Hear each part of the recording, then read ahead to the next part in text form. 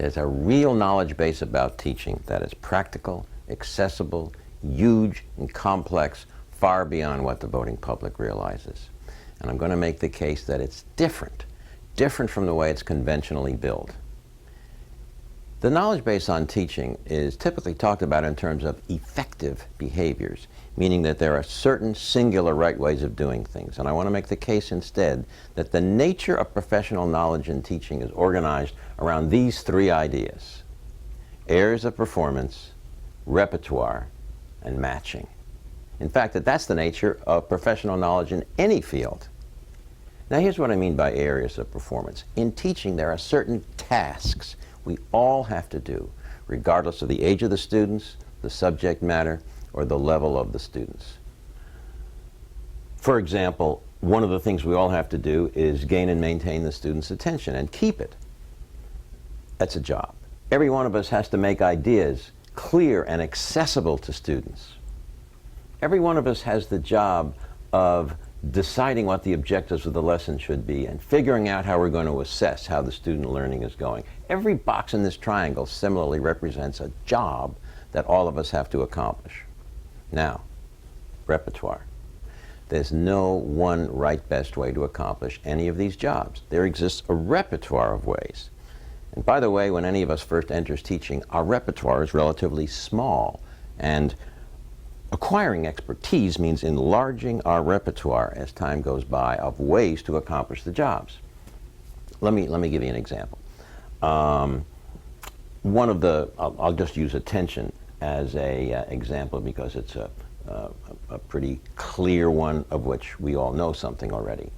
There are at least 50 different ways that one would observe a teacher gaining and maintaining attention of students if we were to observe a variety of classrooms. None of us knows all 50 ways, but all of us have a repertoire of ways of doing that. Now, take a look at the screen now to look at the attention continuum.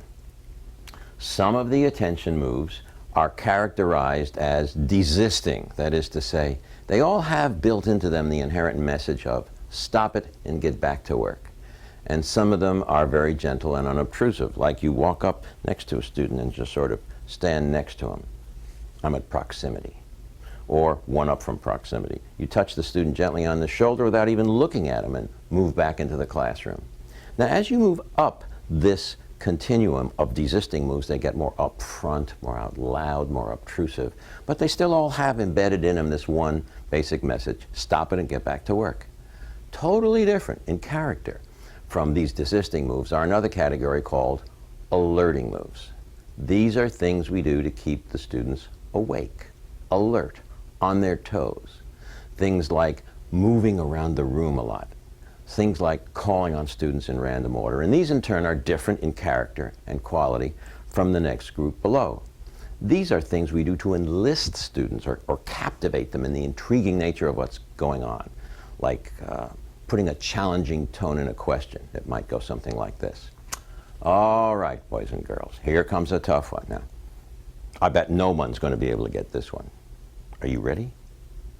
And those moves, in turn, are distinct and different from the bottom category called winning moves, things people do to captivate kids more in themselves, in their personality, because you are funny, or because you are animated, or enthusiastic, or energized. Now, the point is simply that no one of these moves is inherently right or best, that skillful teachers match the move they pick to the student, to the situation, or to the curriculum. For example, I know that the more irritated that I get with students, the more I tend to get shoved up toward the desisting area. And sometimes I simply forget that I know the moves down here. An example might be, there's two students over there who are starting to talk to one another quietly, and they've done it often before, and I'm about to go over and do some desisting moves, but instead I think, no, wait, I'll pull something from another part of my repertoire. So I say, Leah, would you mind going and using the clicker to advance the slides for me? I want to be able to point to them to the kids. That's the move called making student a helper. Now, what I've done there is be mindful of my repertoire and pick something from a different part to avoid getting in a typical power structure power struggle, which happens with those kids often. And what allowed me to do it was I had that in my repertoire. You see, some experienced teachers will take this repertoire, put it on their table once or twice a year, just to remind themselves of things they already know. But the interesting thing is that even for an area on which we know quite a bit already, and an area in which some people are very experienced and competent, whenever you lay out the repertoire for doing something, there is always something new and useful to learn. For example, in this attention repertoire, there are a number of moves that are very rarely done. One of them is the pre-alert. A pre-alert is a way of bringing more than one student in on a question at the same time. Let me give an example of that. I'll pretend there's 2 students in the room with whom I'm going to act this out. Munsi, we were just making the discrimination, the difference between alerting moves and listening moves. Now what I want you to see is Aida. Check her on this, see if she gets it, all right? What I want you to do is cut role play. That was a pre-alert move too? Yes, Aida. I noticed she was squirming in her seat, beginning to be distracted, and so without saying, stop squirming in your seat and don't be distracted anymore, that's a little alerting move to her. That's a pre-alert. Another rarely done move is an iMessage. An iMessage is a way of saying cut it out that's very different from other ways of doing that. It has 3 components. The first component is a non-judgmental description of the behavior. For example, the rocking of the chairs and the crumpling of the papers in the back row there. The second component is the way that behavior makes me feel. Back to the role play. Is getting me very frustrated. And the third element is the tangible effect of that behavior. So I'm afraid you students will not get this, and we're going to have to reteach it. Non-judgmental description, rocking, crumpling, the way it makes me feel frustrated, and the tangible effect. Won't learn, have to reteach. Now, that isn't a move that I would do 100 times a day. With every student, with every class, you pick your spots, you call your shots. But it can be very powerful and effective and different for some students. It's a way of not being authoritative, but asking students to recognize the effect of their behavior on others, including the way it makes me feel.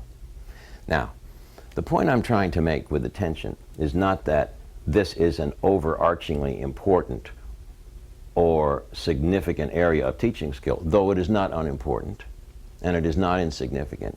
I use these concrete examples to illustrate the notion of repertoire and mindful matching of what you pick, because that framework applies to an analysis of every other area of performance as well, including things that are highly cognitive in nature.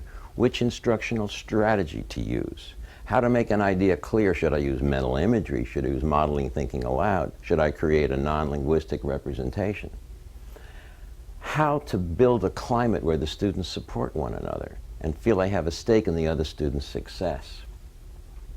How to decide what form of assessment to use in evaluating how the learning is going for the students. And as we proceed through this material, you'll see that this framework applies for the full range of capacities that encompass successful teaching and learning.